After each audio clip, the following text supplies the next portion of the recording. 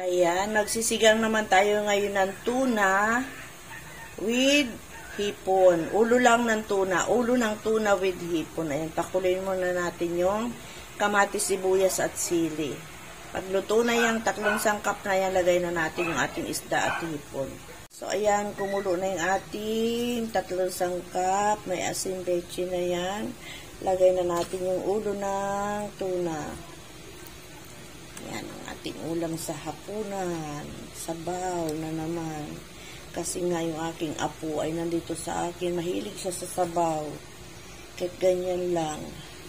Okay na sa kanya. Tapos lalagyan ko lang ng dahon ng malunggay. Gusto niya yung lasa ng sinigang at sinabawan kapag meron tayong malunggay. So, ayan. Balikan natin maya-maya. Ayan na. Ayan natin yung ating hipon.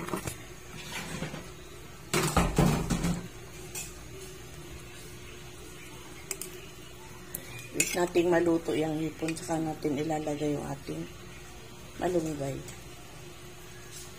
Ayan, pwede na natin ilagay yung ating malunggay. Ano yan? Ayan. Kunti lang yung malunggay. Naubusan ng dahon yung malunggay. Ano yan, sabaw? Lalagyan, opo, sabaw. Ayun, tatanong na yung sa sabaw. Nilalagyan ko ng malunggay kasi hahanapan ako ng malunggay niyang apo ko. Ayan, lagi may malunggay ang kanyang ulam.